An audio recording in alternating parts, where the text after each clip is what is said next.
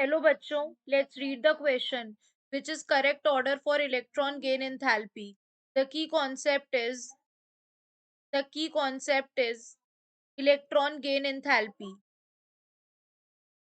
Electron gain enthalpy. Basically अगर हम बात करते हैं इलेक्ट्रॉन गेन एंथैल्पी की, it is the amount of energy. It is the amount of energy that is released that is released when electron is added to the neutral atom. When element or electron is added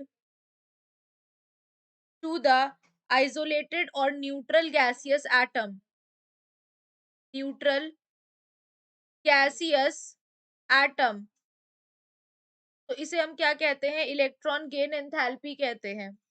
तो यहाँ पर अगर हम देखें, हमें हमें यहाँ पर 4 एलिमेंट्स दे रखे हैं and we have to tell the electron gain enthalpy. Basically जो इलेक्ट्रॉन गेन एंथैल्पी होती है वो पीरियड में लेफ्ट टू राइट क्या करती है? इंक्रीज करती है. पीरियड में इंक्रीज करती है एंड ग्रुप में डिक्रीज करती है.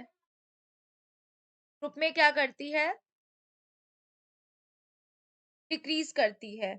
लेकिन जो क्लोरीन होता है, इसका मतलब ये है कि फ्लोरीन और क्लोरीन में ऊपर से नीचे क्या कर रही है? इंक्रीज कर रही है.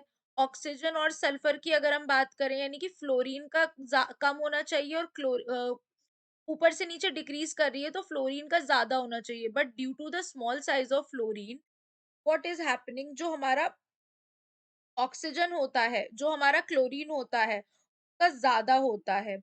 The electron affinity of chlorine is higher than that of fluorine. और सल्फर का इलेक्ट्रॉन गेन एंथैल्पी हायर होता है ऑक्सीजन से. क्यों? बिकॉज ऑक्सीजन और फ्लोरीन का जो साइज होता है, ये कैसा होता है? बहुत छोटा होता है.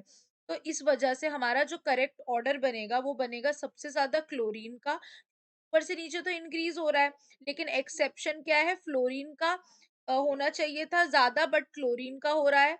एंड यहाँ पर अगर हम देखें इन दोनों में, तो सल्फर का ज्यादा होगा और ऑक्सीजन का कम होगा. तो that is why we can say that हमारा करेक्ट आंसर जो होगा that will be option number B. Option number B is the right answer. Hope you guys understand. Thank you.